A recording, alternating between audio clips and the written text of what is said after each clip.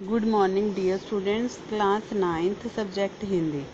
बेटा, कल हमने ललिया यह कवित्री का कवित्री परिचय किया था। आज हम उसकी जो बाख उसने रचनाएं उसने की है बाख, उसकी सब प्रसंग सहित व्याख्या करेंगे। रस्सी कच्चे धागे की खींच रही है नाव, जाने कब मेरी पुकार करे दे भव सागर पार। पानी टपके कच्चे स्कोरे, व्यर्थ प्रयास हो रहे मेरे, जी में उठती रह हूँ कर जाने की चाहे गेरे। बेटा, इसमें पहले आप प्रसंग करोगे। प्रस्तुत बाख हमारी हिंदी की पाठ्य पुस्तक क्षितिज में संकलित किया गया है, जिसकी रचयिता कौन है? कश्मीरी संत ललिया यद है। मानव क्या है? इसमें कवित्री क्या बताना चाहती है कि हर एक इंसान मानव ईश्वर की प्राप्ति करना चाहता है और हम ईश्वर को पाने के लिए तरह तरह के प्रयत्न करते हैं, पर उसके द्वारा जो प्रयत्न करता है, इंसान जो प्रयत्न करता है, उसमें उसे सफलता नहीं मिलती। इसलिए उसने जो मानव ये प्रयत्न करता है परमात्मा को पाने के लिए, इन प्रयत्नों को व्यर्थ बताया गया है। व्याख्या इसमें क्या कह रही है कवित्री दुख भरे भास्वर में क्या कहती है? रस्सी कच्चे धागे की खींच रही है नाव। क्या कह रही है? कहती मैं अपनी जड़ी जीवन रूपी नौका है, जो मेरे जीवन रूपी नौका को कमजोर और नाशवान कच्चे धागों की सांसों रूपी रस्सी को लगातार खींच रही हूँ। जो हमारी सांस है निरंतर दिन ब दिन कम होते जा रही हैं, उसमें कमजोर और नाशवान कच्चे धागों की सांसों रूपी जो रस्सी है उसको लगातार खींच रही हूँ।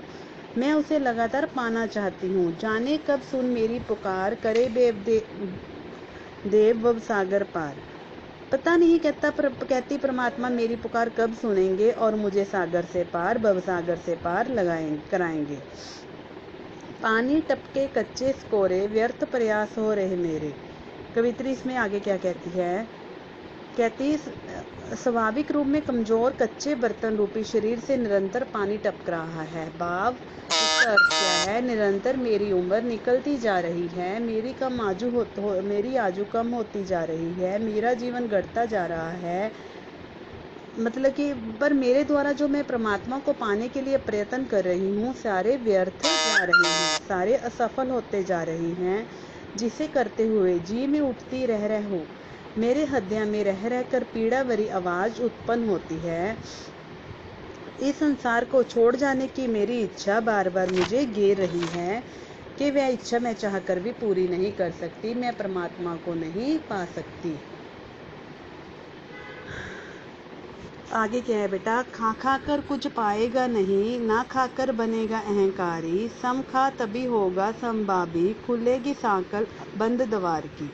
इसमें कवित्री क्या कहना चाहती है?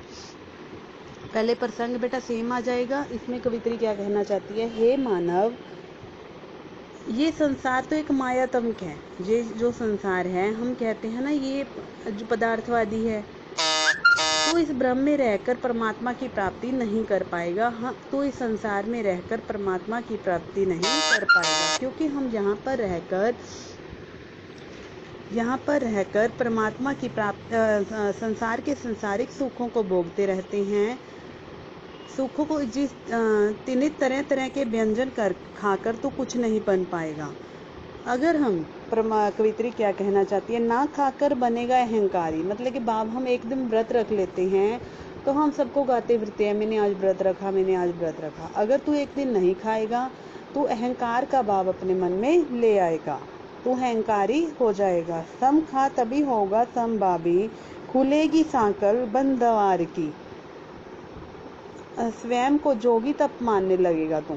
यदि तू परमात्मा को कहता वास्तव में रियलिटी में तू परमात्मा को पाना चाहता है, तू अपने अंतकरण, अपने जो अंदर आपकी इंद्रियां हैं उनको अपने बस में कर, अपने मन को अपने बस में कर ले, उस पर नियंत्रण रख, तभी तू उससे मुक्त हो पाएगा, तभी तू अपने परमात्मा को पा सकेगा। आगे क्या है बेटा? आई सीधी राह से गई न सीधी राह, सुषम संत पर खड़ी थी बीत गया दिन आहा, जेब टटोली कोड़ी न पाई, मांझू को दो क्या त्राई। इसमें कवित्री क्या कहती है बेटा? आगे कवित्री दुखे स्वर में क्या कहती है? कहती जब परमात्मा ने मुझे संसार में भेजा था तो मैं सीधी राह से जहाँ आई थी, सीधी आई सीधी राह से गई न सीधी राह। कहती जब मैं जहाँ पर आई थी परमात्मा ने मुझे सीधी राह से भेजा था, परंतु मैं इस संसार में मोह माया में आके फंस गई और सीधी राह पर चल ना सकी। सूक्ष्म संत पर खड़ी थी बीत गया दिन आहा। मैं सुषमना नाड़ी रूपी पल पर खड़ी थी और मेरा जीवन रूपी दिन बीत गया। हठ जोग ने मुझे जो तो रास्ता दिखाया था, पर मैं अपने अज्ञान कारण उस मार्ग पर पूरी तरह ना चल पाई और मैं इस माया रूपी जो संसार है उसमें उलझ गया। जो भी इस इंसान इस संसार में आता है, इन माया रूपी संसार में उलझ जाता है। मैंने जीवन भर कुछ नहीं किया, भक्ति नहीं की, परमात्मा का नाम नहीं लिया, तो उसने मुझे अपना फल नहीं दिया। जेब टोली कोड़ी ना पाई, मांझू को दो क्या उतराई। कवित्री क्या कहती है, जब कहती मैं परमात्मा के पास गई तो जब मैं उतराई के रूप में नाविक को ईश्वर के रूप में क्या दूंगी। ईश्वर को नाविक को जब हम नाव में चलते हैं तो कुछ देना होता है। अगर मेरी कोड़ी जेब में कुछ नहीं था तो मैं उसको क्या दूं ईश्वर को। बाप जी है मैंने अपना जीवन व्यर्थ गवा दिया, मेरे पास सदकर्म रूपी मेहनताना भी नहीं है। थल थल में बसता है शिव ही, भेद न कर क्या हिंदू मुसलमान। ज्ञानी तो है तो स्वयं को ज्ञान जान, वही है साहिब से पहचान। इसमें कवित्री क्या कहना चाहती है, कवित्री कहती है शिव तो कहती इस संसार में विद्यमान है। जो शिव है, जो परमात्मा है, इस संसार में, इस जग में कण कण में परमात्मा का वास है। परमात्मा कण कण में सिमटा हुआ है। आप चाहे हिंदू हो चाहे मुसलमान हो, आप उसमें भेदभाव किए बिना उसके जाने पहचाने में कोई अंतर ना करें। ज्ञानी है तो स्वयं को जान। यदि आप ज्ञानवान हैं तो खुद को पहचानो। कवित्री क्या कहना चाहती है, अगर आप ज्ञानी हो तो खुद को पहचानो, वही है साहिब से पहचान। खुद को पहचानना, स्वयं को पहचानना ही परमात्मा को पहचानना है। अगर हमने खुद को पहचान लिया, स्वयं को पहचान लिया, तो हमने उस परमात्मा को पा लिया। वही आपके भीतर है, आपके जीवन की गति का आधार है। ईश्वर है, वो सब जगह है, सर्वोपकारी है। बेटा आप इसको रीड करोगे। थैंक यू बेटा, हैव ए नाइस डे।